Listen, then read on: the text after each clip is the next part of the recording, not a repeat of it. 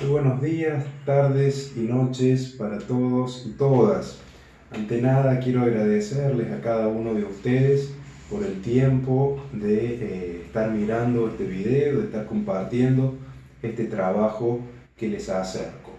También quiero hacer extensiva el saludo y el agradecimiento a la Secretaría de Cultura de la ciudad de Belleville y a los organizadores de esta Feria del Libro 2020 que han tenido la amabilidad de cederme este espacio. Me presento, mi nombre es Martín Rodríguez, soy licenciado en Letras Modernas y becario doctoral de la Secretaría de Ciencia y Tecnología de la Universidad Nacional de Córdoba. También me desempeño como docente en el nivel medio y como profesor adscripto de la Cátedra de Literatura Argentina 3 de la Facultad de Filosofía y Humanidades de la UNC, a la vez que formo parte desde hace algunos años del equipo de investigación Canon y Margen en el sistema literario argentino desde 1940 hasta el presente, dirigido por el doctor Jorge Bracamonte y codirigido por la doctora María del Carmen Maré.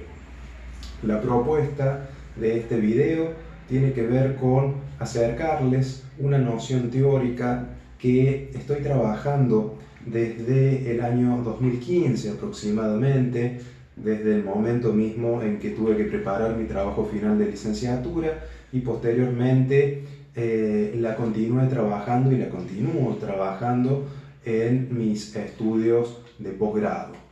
Esa noción se denomina desexilio. El desexilio es una categoría creada por el poeta y escritor uruguayo Mario Benedetti allá a comienzos de la década de 1980. Esta categoría tiene que ver o se relaciona de forma directa con el contexto histórico que atravesaba en aquel momento nuestro continente.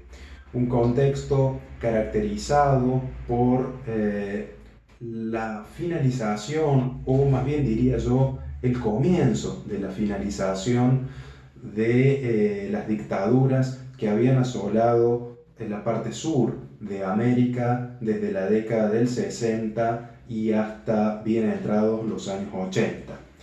Con este alejamiento, digamos, de los gobiernos dictatoriales, con esta incipiente democratización del continente, vino aparejado un proceso análogo que tuvo que ver con la vuelta al país, la vuelta al terruño natal de aquellos sujetos que por razones políticas habían tenido que emigrar de sus países natales. Aquellos exiliados que se encontraban viviendo su ostracismo en Europa, principalmente en Europa, algunos en Estados Unidos. En este momento puntual de la historia, cuando ya es evidente que las dictaduras están deponiendo las armas y que van a comenzar nuevamente los procesos democráticos, se encuentran ante la disyuntiva del regreso a su patria.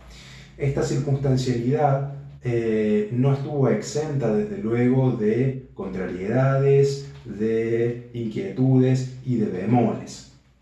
Mario Benedetti identifica puntualmente una de esas contrariedades en el denominado desexilio, que él lo define de una manera así muy escueta y muy categórica como el estado de angustia que atraviesa el sujeto exiliado que, tras tener, digamos, la posibilidad del regreso a su patria, siente, digamos, el pesar, la desazón de dejar el espacio del exilio. De esta manera podríamos pensar al desexilio como un nuevo exilio, como un nuevo proceso de exilio. Las razones que justifican o que en cierta medida explican este proceso, según Benedetti, son variadas. Atendiendo a lo acotado de nuestra presentación, vamos a hacer referencia solamente a algunas. En primer lugar, podríamos mencionar como un elemento determinante a la hora de propiciar esta situación del desexilio lo que podríamos denominar lazos en el extranjero. ¿A qué me refiero con lazos en el extranjero? Básicamente a las relaciones que los exiliados son capaces de desarrollar en sus espacios de exilio.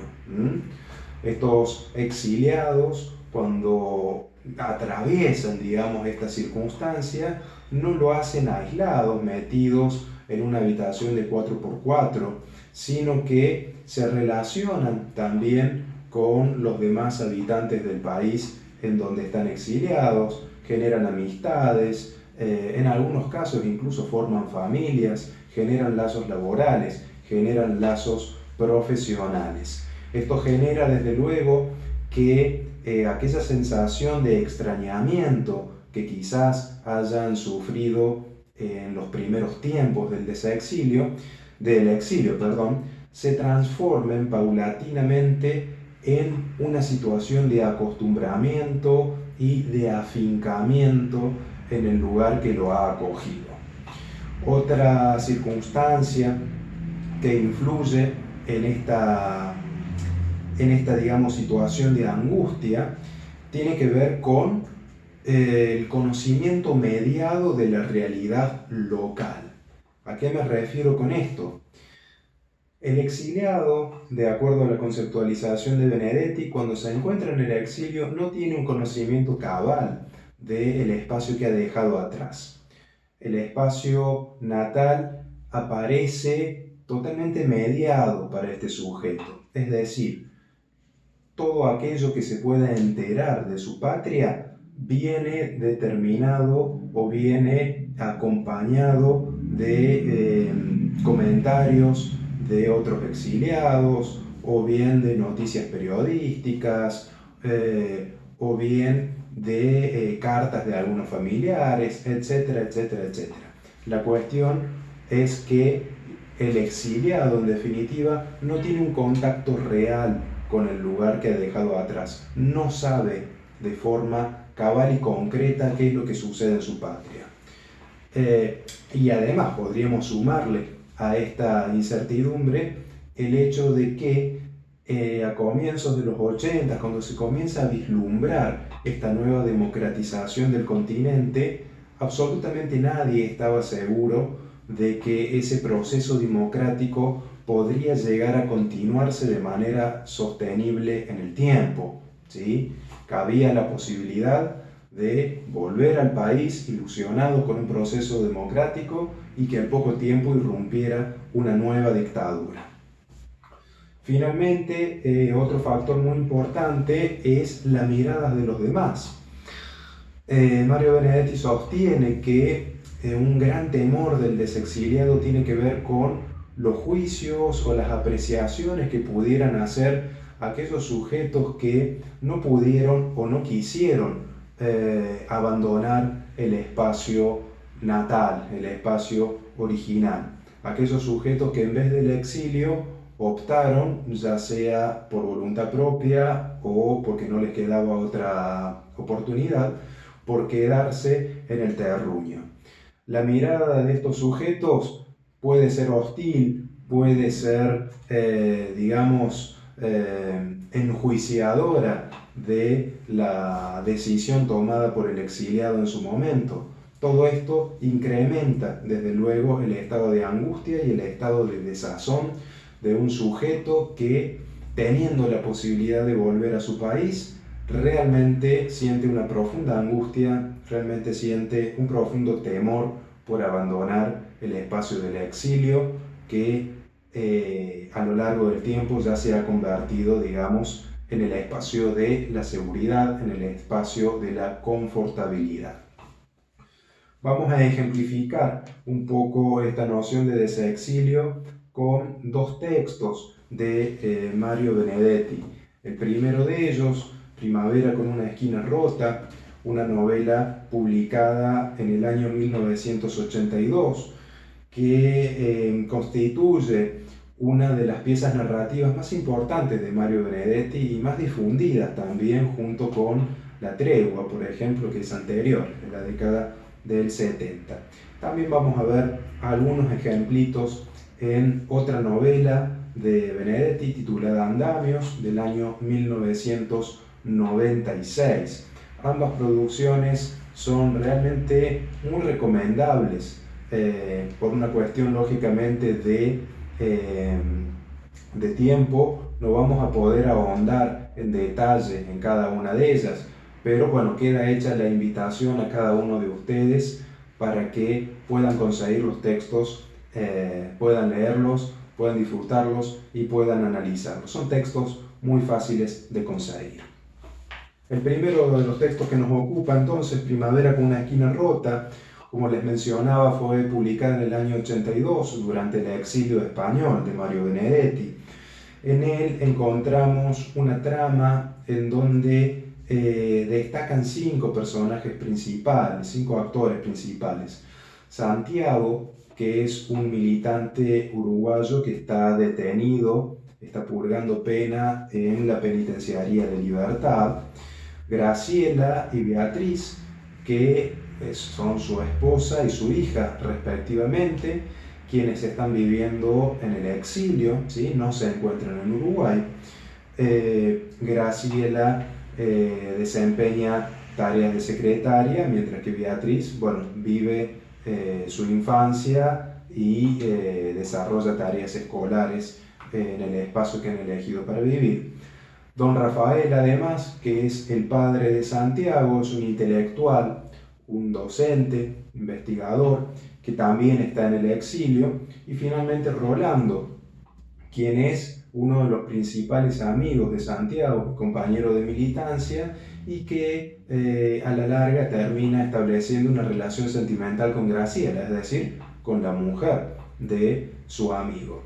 Entre medio, bueno, hay un entramado de exilios, desexilios, violencia de Estado, una visión muy interesante en torno a la interpretación de la violencia de Estado y del exilio por parte de los niños.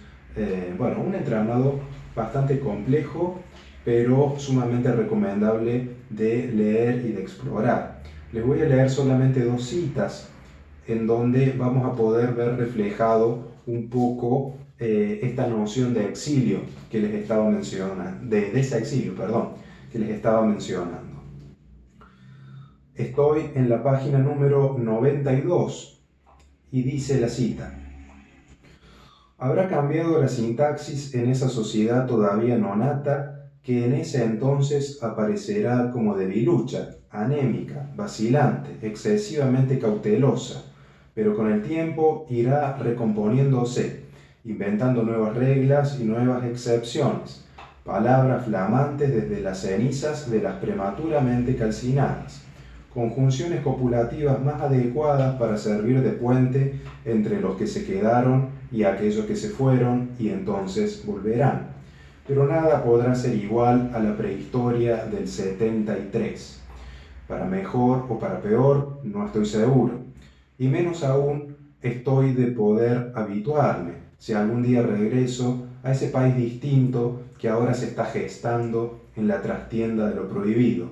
Sí, es posible que el desexilio sea tan duro como el exilio.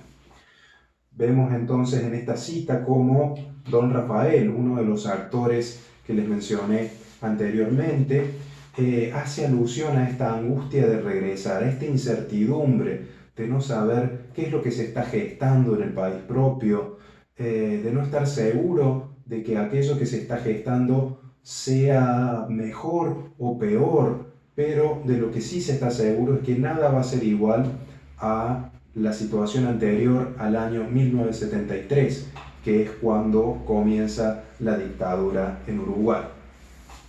Leo la segunda cita. Estoy en la página 192. Dice: tenemos que reconstruirnos, levantar nuevas casas, estupendo, pero ¿será bueno que el arquitecto se limite a reproducir fielmente el plano anterior? ¿O será infinitamente mejor que repiense el problema y dibuje un nuevo plano en el que se contemplen nuestras necesidades actuales? Quitar los escombros dentro de lo posible, porque también habrá escombros que nadie podrá quitar del corazón y de la memoria. Fin de la cita. En esta alusión, nuevamente, es don Rafael quien por medio de una metáfora, la metáfora de la construcción, está pensando en lo complejo que va a ser, una vez terminada la dictadura, levantar los escombros, ¿no es cierto? No tan solo de la sociedad uruguaya, sino también y especialmente de cada uno de los ciudadanos, ya sea los que se quedaron como también los que regresan. Vemos entonces cómo el desexilio está presente en esta novela de comienzo de la década del 80 y sumamente atravesado por el contexto, ¿sí? Estamos en 1982, un contexto en el que las dictaduras comienzan a bajar sus armas, o por lo menos comienza a pensarse que así será, y de a poco comienzan también a estimularse los procesos democráticos y la llegada de los sujetos exiliados a sus tierras natales. Sin embargo, ya en la década del 90, ¿sí?, la situación cambia drásticamente. Entre 1982 y 1996, que es la fecha de publicación de los dos textos que nos ocupan, suceden una inmensidad de circunstancias. En 1989, por ejemplo, por solo citar algunas referencias, cae el muro de Berlín. A partir de ese momento, las dicotomías entre Oriente y Occidente, o capitalismo y comunismo, al menos tal como se venían manifestando hasta ese momento, quedan totalmente anuladas. Tiempo después, apenas unos años después de la caída del muro de Berlín, queda disuelta la Unión Soviética, otro hecho también sumamente trascendente en lo que respecta a lo político, en lo que respecta a lo social y en lo que respecta a lo cultural. Una característica que quisiera remarcar, que no quiero que se me pase, de la década del 90, tiene que ver con aquello que podríamos denominar la apatía política. En comparación a las décadas del 60, del 70 y en cierta medida también en la década del 80, la relación, digamos, entre hombre y sociedad no es tan diáfana. ¿A qué me quiero referir con esto?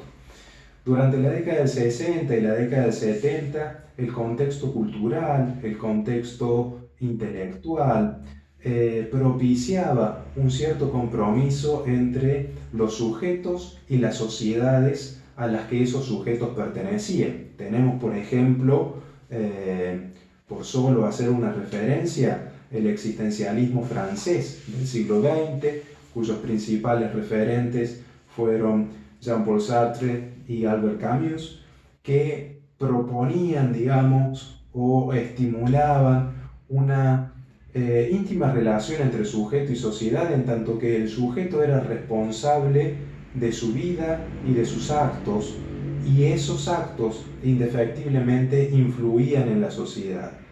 Es decir, o dicho de otras palabras, en otras palabras, la sociedad se encontraba en una situación determinada o con características determinadas solo y exclusivamente porque los hombres habían hecho o no hecho para que esa sociedad se encontrara en esa circunstancia.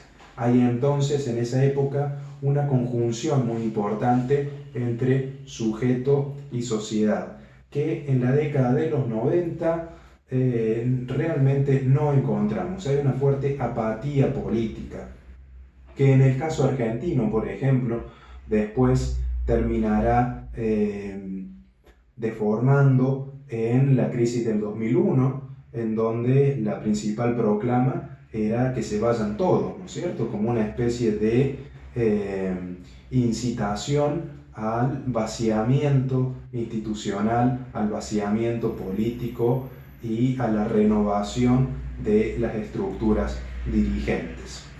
La década del 90 también es el momento de la consolidación de las democracias, por lo tanto ya queda o comienza a ser cada vez más obsoleta la idea o la posibilidad de que un gobierno militar pudiese tomar las riendas de cada uno de los países latinoamericanos.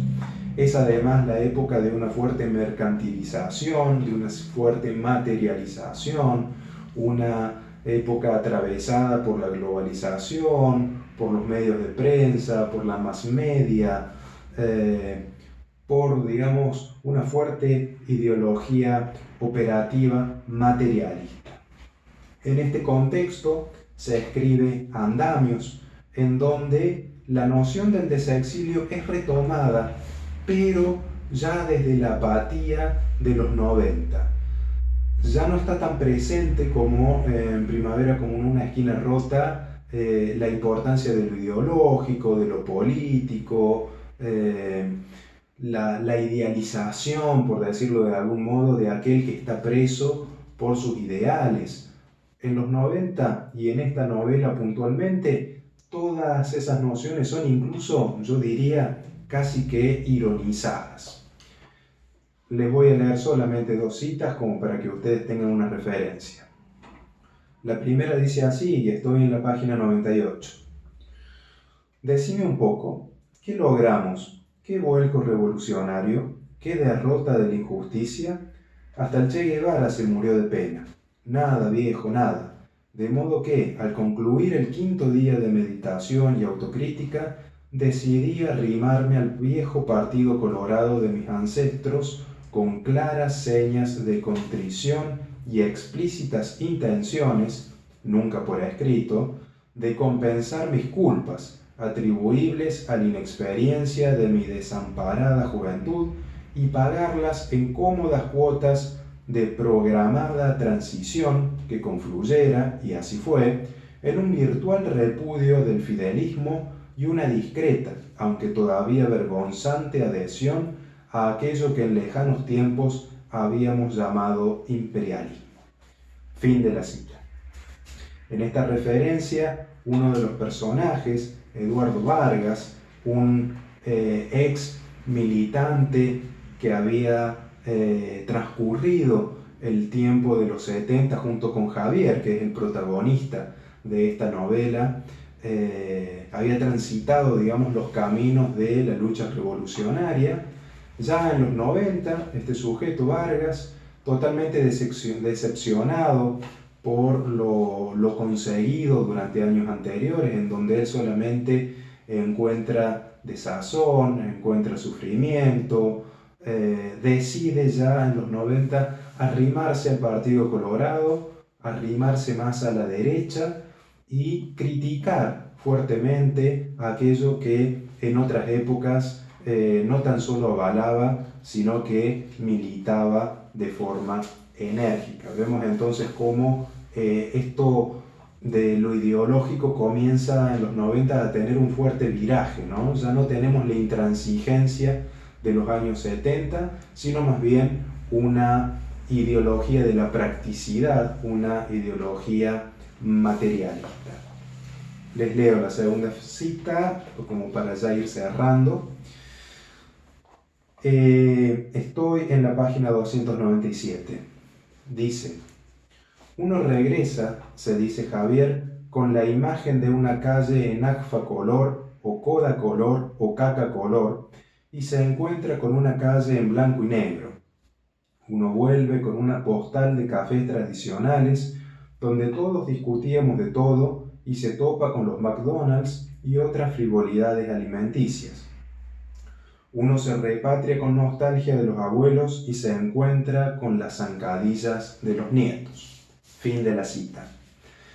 Aquí el protagonista, como ya les mencionaba, Javier, reflexiona acerca de cómo es este hecho de regresar a la patria después de más de 10 años de exilio. Y lo presenta realmente como una visión bastante degradada de la sociedad. Ya no están aquellos bares en donde nos juntábamos a discutir sobre política, sino que están los McDonald's, ¿no? Esta imagen de McDonald's como una empresa imperialista y un monopolio internacional ubicado en todos los países del mundo, en contraste de aquellos pequeños barcitos en donde se juntaba la intelectualidad en los 70 a discutir y a tratar de cambiar el mundo, ¿no? Qué distinto entonces esas dos visiones y ese enfrentamiento, digamos, generacional entre aquellos sujetos de los 70 y las circunstancialidades propias de los 90. Para ya ir cerrando, simplemente la idea fue presentarles la noción de desexilio y cómo esta noción, al igual que la mayoría de las nociones con las que trabajamos aquellos que nos dedicamos a investigar la literatura, no es estática, sino que responde a ciertas variaciones temporoespaciales, ¿no? Una cosa es el desexilio a comienzos de los 80, otra en la década del 90 y seguramente otra también en el siglo XXI. En esta tercera etapa se encuentra mi investigación doctoral, que bueno, espero, si todo marcha bien, poder presentar los resultados de mi trabajo en poco tiempo y ojalá, quien les dice, también poder compartirlo con ustedes para poder hacer un recorrido de la noción de desexilio que abarque los 80, los 90 y los 2000. Sin más que agradecerles el tiempo y la paciencia, me despido, los saludo muy cordialmente y será hasta la próxima.